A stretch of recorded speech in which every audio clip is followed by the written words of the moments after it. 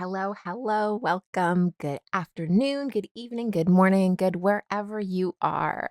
Welcome to our episode 3 recap of Love is Blind season 8.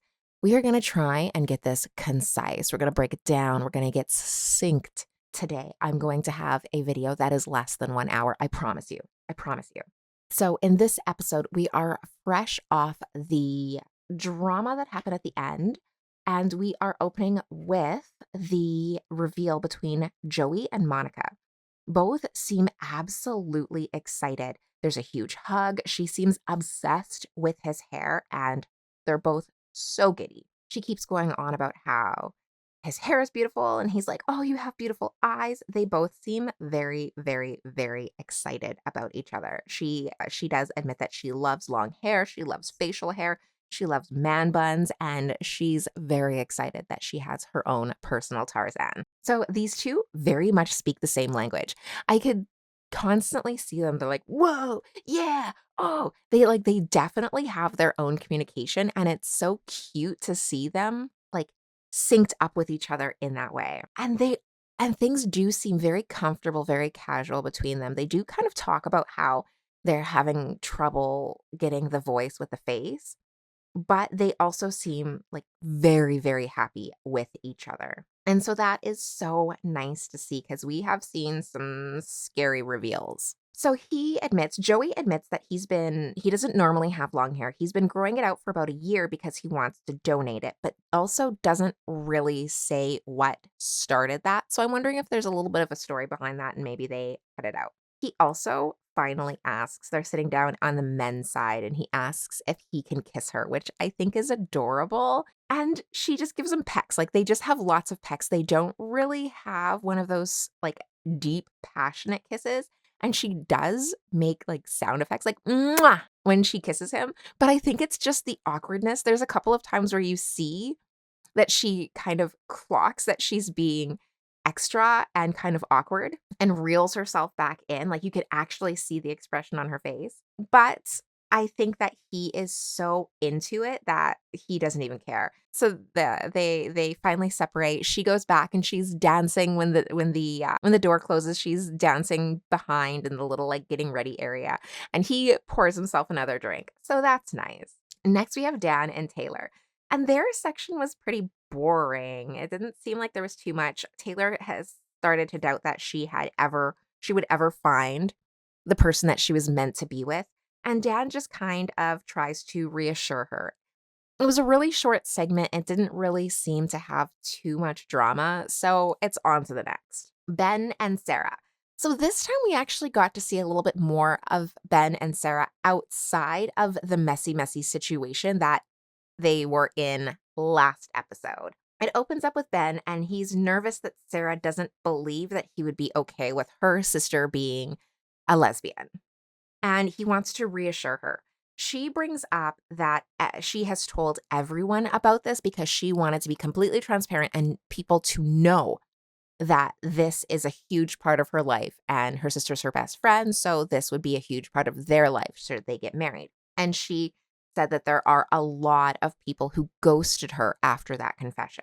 And so even though he is saying that he doesn't want her to misconstrue it, she definitely sees that there are people who do still have weirdness about this. And so it's hard not to read into it more. Ben insists that he can get past it despite the fact that his faith is somewhat against it.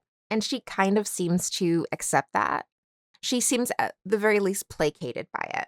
So then they go and they want to talk about a little bit more about their childhood. So Ben starts talking about how he had this idyllic childhood with the wiffle ball and the friends over and the pizza parties and the little league. And he painted like this very idyllic childhood that I honestly thought probably only existed on TV, but apparently Ben had it. And she talks about how she remembers on her 8th birthday, she decided she was going to play some Call of Duty with her sister. And they jumped on the Xbox to play. And they were so good that they beat some streamers. And that's kind of where we end with them. The episode was a little slow to start. There's not really too much going on. Like I think they just kind of like packed the boring stuff in the beginning because then they bring us to the women's quarters. So Madison is talking about Alex, and she's just expressing her concerns that she's not exactly sure if Alex likes her for her or if she just reminds him of his exes. And normally this would make her run away if they were out in the real world, but she's really, really, really committed to making these changes. And she's really committed to healing all of the old wounds. And so here in this setting, she wants to confront her fears. And so that brings us into the Alex and Madison scene, our first one. So she decides to do a grand gesture. And just like I said so, because if they're going to bring it into the storyline, it has to manifest. She gave him Berlian. And she wants to give him this and let him hold on to it for a little bit because she wants to show him that she's committed to working this relationship and she's committed to not running and that she really wants to make things work between the two of them. He seems genuinely touched by this sentiment. And she also wants to show that she can communicate and she does not just run away. So he does say that he believes it. And she says that she can change. She can notice a change in their energy. He apologizes and says that he's willing to try and that he's going to try and not to bring his own past trauma around people with avoidant attachment into their real current relationship.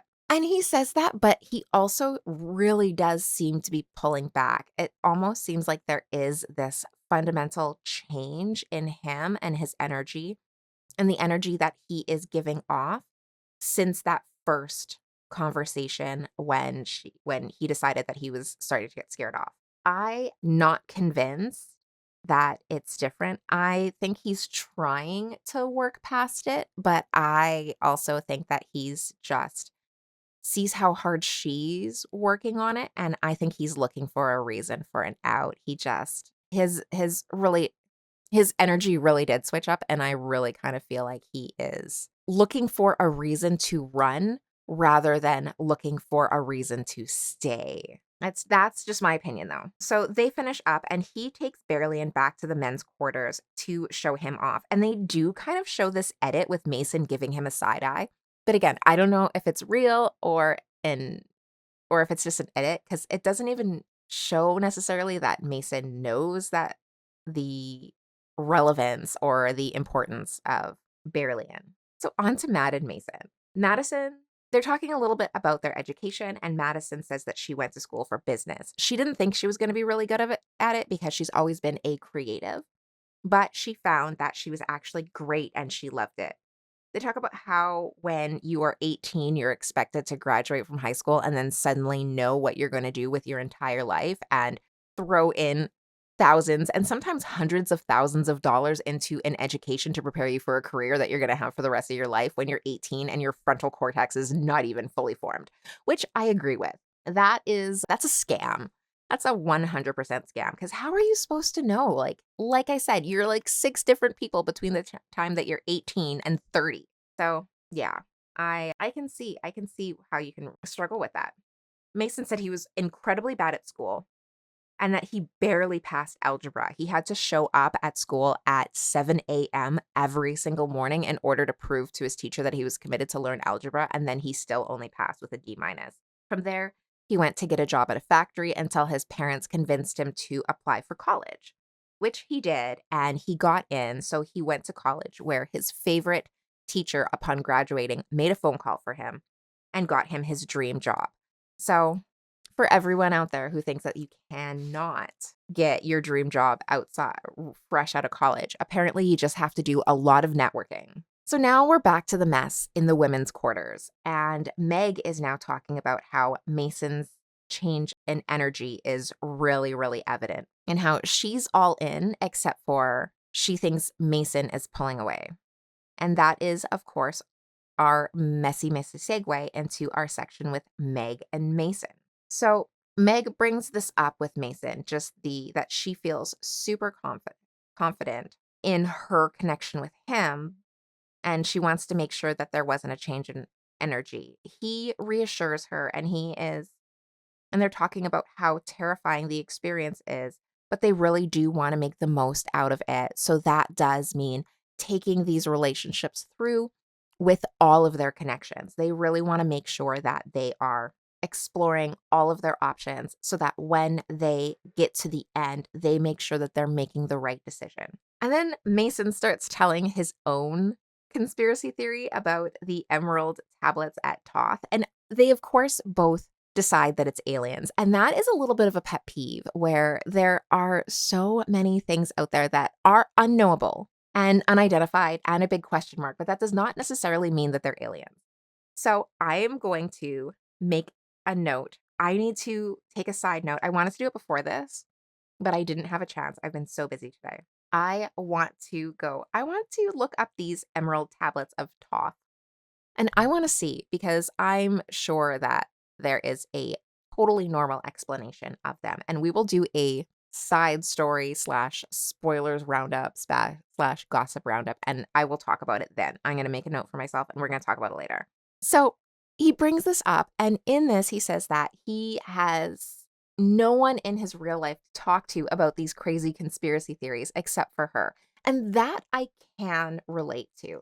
I do love a relationship where you can sit there and you can talk about all of the things that you can't really talk about in polite company, or like all of your crazy things, and that your partner will just sit there and have these crazy outlandish conversations with you. So Meg goes back to the women's quarters and she is giddy. Mason and Alex are talking about Mason. All of the girls are sitting there, they're hanging out, they are all giddy and they're all talking about their tops.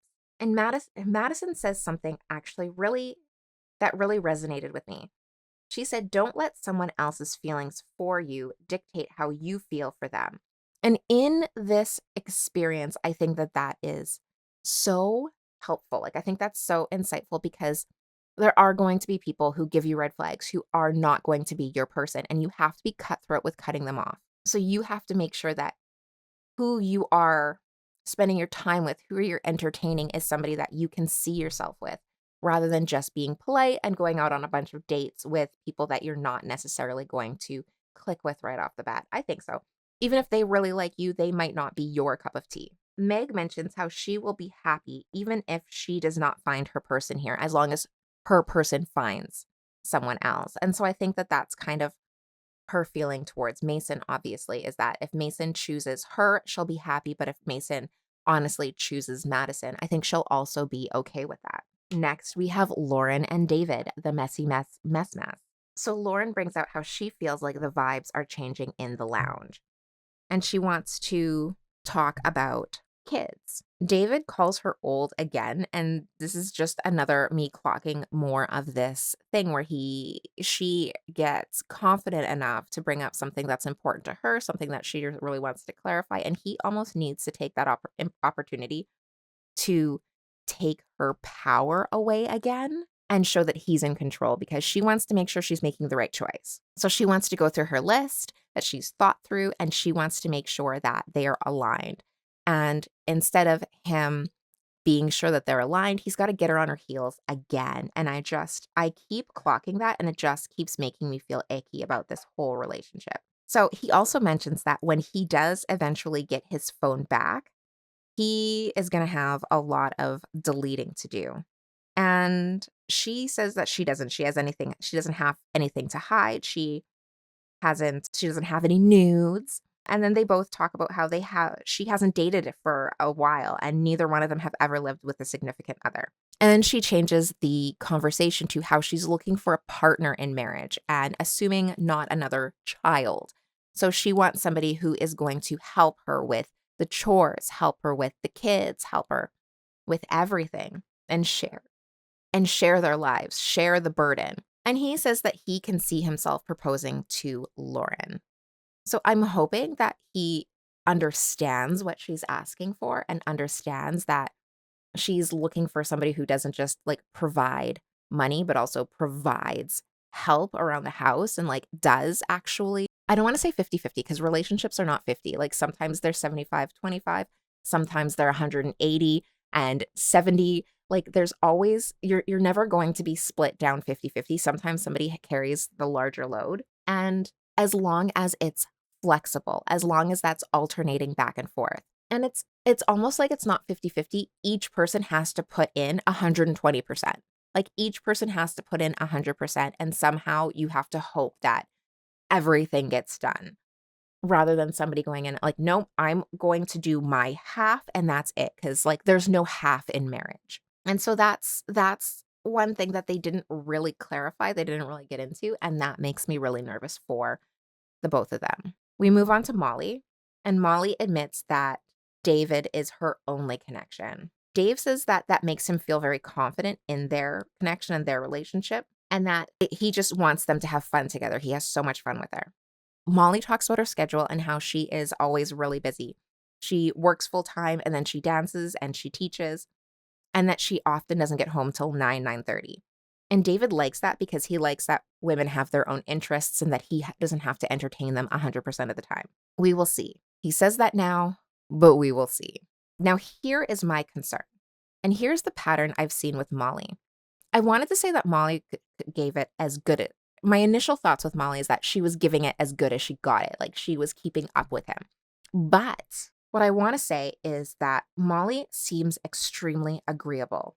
And that's something that I've clocked. Now, here's my concern with that. Is she just agreeing and validating because she wants to be the easy, cool girl? It's so easy to just be the easy, the cool girl, to put your wants and your feelings aside to win the guy, to make him not want to deal with the hard, messy work of building a relationship and taking accountability and doing all of the things that are required in a relationship, because relationships are hard work. Relationships are messy. You have to get in there. You have to get to know each other.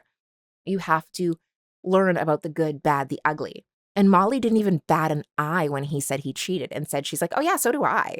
So my concern is, and I don't even necessarily know if she's cognizant of it, because she might not be. My concern is that she's just trying to be the easy one, not rock the boat, not be problematic, be agreeable, because then she's the obvious choice.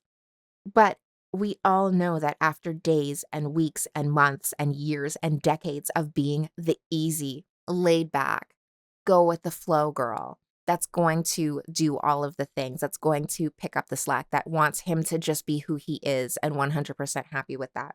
Eventually, your own needs are going to want. And after suppressing your needs, your wants, your desires to seem like you're the easy choice, that's all going to bubble over and cause problems in the long run. So I am not saying she is. I'm saying I'm worried that she might be. And for her sake, I hope she's not. So they go back to talking about politics, and he wants to talk a little bit about politics. And she basically says, it doesn't matter if we have the same political views. We can still have a relationship outside of that. But they also do talk about how both of the parties don't necessarily get it right. They have that, usually people live somewhere in the middle or a mixture of agreement between the different parties.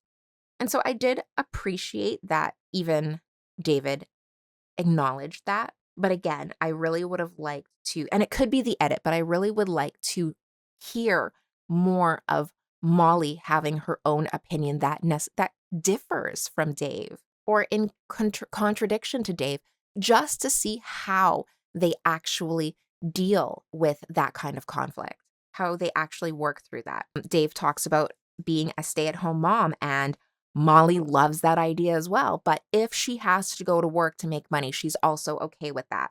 So it's just more of that about how I'm really, really concerned about her being the easy choice because she's making everything so easy. Back to the women's quarters. Now we're building a fort. So clearly the producers were eavesdropping on Meg, and they're like, yeah, let's do that for the lulz. So they build a fort. All the girls climb inside and they start talking about their connections. Molly, of course, is talking about Dave, which makes Lauren uncomfortable. So you can now kind of see it visibly getting under her skin, and you can tell that she's upset when she climbs out and goes and sits with the other ladies that do not want to build the fort. Next, we have Devin and Virginia. And Virginia just jumps right into her 5-year plan with the babies. Devin really calls a halt to that because he feels that it's too early to really have these kind of conversations and that they need to have deeper talks about their connection and their compatibility before that.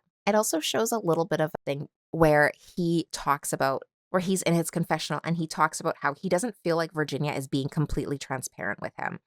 And it does, and that gives him pause. So next we're in with Devin and Britt, and they're playing Who Would You Rather.